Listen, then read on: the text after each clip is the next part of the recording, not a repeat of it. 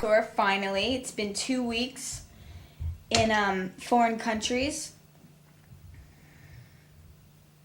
I worked hard, and in 4 days I sold 500 and something thousand copies of my record worldwide.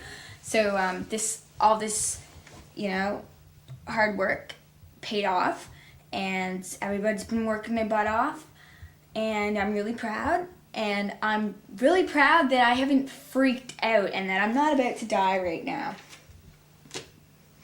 Because one time when I went to Japan,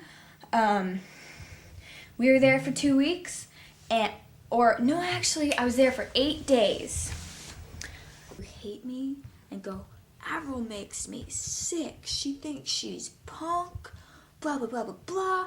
And it's like, I never once ever called myself punk to anybody.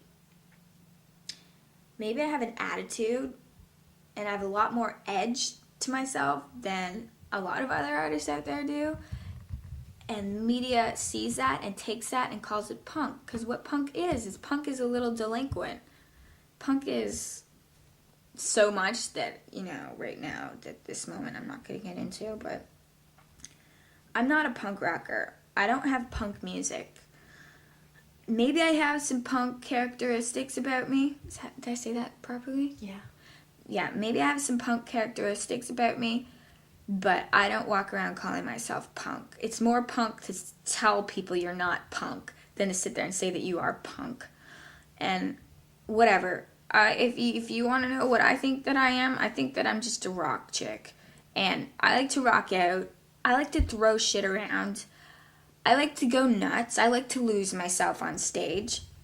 I like to scream. I like to holler. I like to break things. I like to yell. I like to get my anger out. And you know what?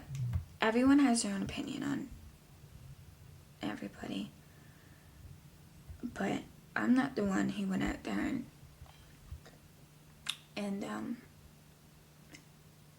called myself punk and skater.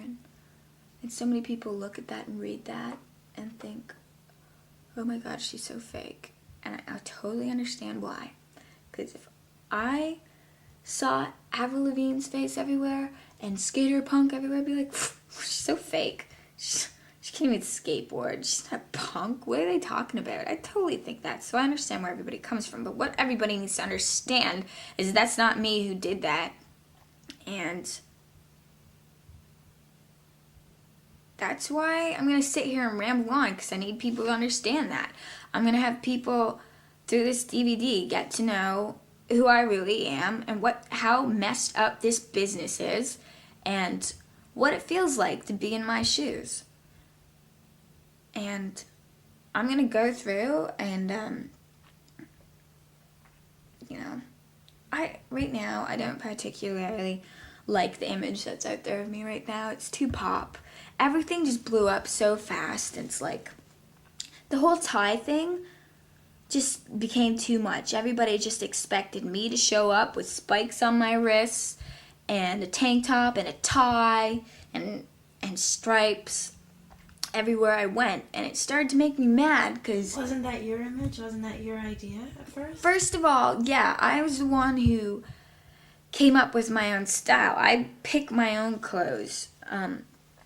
Yeah, maybe I have a stylist but I don't consider her to be a stylist. I consider her... Stephanie is really cool. I love her. I just consider her, she's someone who... I tell her, yeah, I need a pair of black Tickies, spent 8 days in Japan.